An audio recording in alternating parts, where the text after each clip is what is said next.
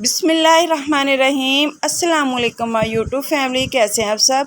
I hope आप सब ठीक होंगे। आज हम बनाएंगे बीफ टिक्का की रेसिपी।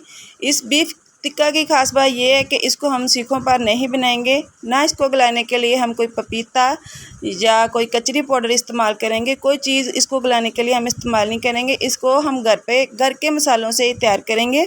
ये बहुत ही यमी और सॉफ्ट किस्म का बनकर तैयार होता है। तो चलें अपनी रेसिपी की तरफ चलते हैं।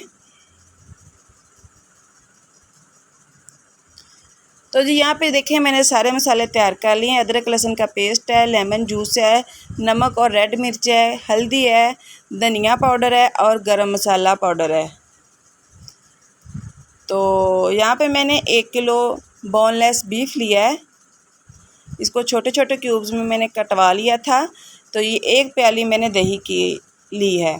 तो सबसे पहले हम इसको तैयार कर लेते हैं मैरिनेट करने के लिए। तो दही में मैंने सबसे पहले डाले हैं 2 टीस्पून खुश्क धनिया पाउडर, हाफ़ टी स्पून हल्दी पाउडर है, ये डाल देती हूँ। और 2 टीस्पून ही मैं डालूँगी मिक्स गरम मसाला पाउडर है। ये अभी मैंने सारे मसाले फ़्रेश तैयार किए हैं। तो अगर आपने भी अच्छा टेस्ट लेना है तो मसाले फ़्रेश ही तैयार करें। तो ये 2 चम्मच लेमन जूस था, ये मैंने डाल दिया है। ये 1 टीस्पून लाल मिर्च है, 1 टीस्पून नमक है, ये डाल दिया मैंने। और ये 2 चम्मच मैंने लिया है टिक्का मसाला, ये बिल्कुल ऑप्शनल है। अगर आपके पास है तो डालें, वरना स्किप भी कर दें, वैसे भी बहुत मज़े का बनेगा। 1 चम्मच मैंने लिया है अदरक लहसुन का पेस्ट, बड़े वाला चम्मच लिया है मैंने।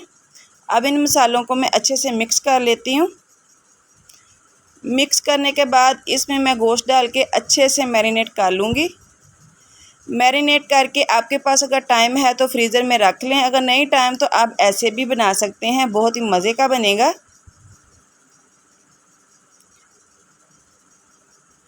तो थोड़ा सा मैंने इसमें ज़र्दा फूड कलर भी डाला था। ये देखिए छोटे छोटे क्यूब्स में काटी थी। ऐसे ये बहुत ही जल्दी गल जाएंगी और छोटी छोटी जो होती हैं वो अच्छी भी लगती हैं। तो मैरिनेट करने के बाद मैंने एक साफ़ देचकी ली है, उसमें मैं सारा डाल दूँगी। मैरिनेट करके थोड़ी देर के लिए रखा था। आप चाहें तो, आपके पास टाइम है तो आप ज़्यादा भी कर सकते हैं। तो इसमें मैं 1 गिलास पानी का डाल दूँगी उसी बाउल में डाल के, ताकि जो उसमें लगा मसाला है वो भी इसमें आ जाए। ढककर मैं आधा घंटा पका लेती हूँ। तो यहाँ पे देखें, मुझे 30 मिनट हो गए हैं पकाते हुए। पूरे 30 मिनट बाद मैंने ढक्कन उठाया। साथ साथ मैं चेक करती रही हूँ ताकि पानी खुश्क हो के ये नीचे ना लग जाए। तो यहाँ पे देखिए पानी खुश्क हो गया है और हमारा जो गोश्त है वो भी गल गया है। तो यहाँ पे जो बचा थोड़ा बहुत पानी है, ये भी मैं खुश्क कर लेती हूँ।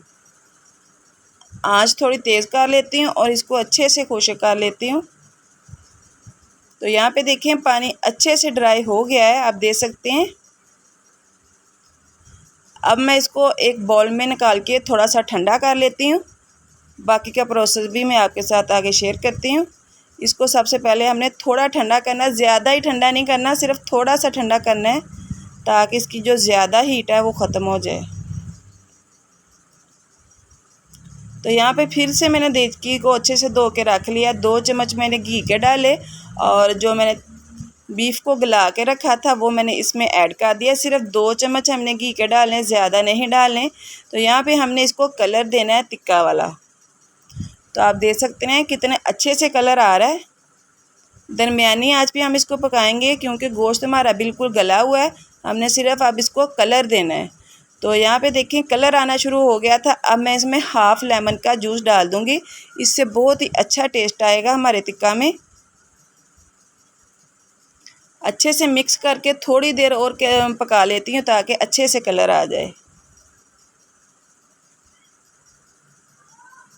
तो जी यहाँ पे देखें हमारे जो गोश्त को अच्छे से टिक्का को कलर आ गया है, आप देख सकते हैं। तो यहाँ पे आप कोई भी चीज़ रख के उसके ऊपर कोला रख दें और थोड़ा सा घी डाल दें और ढक दें।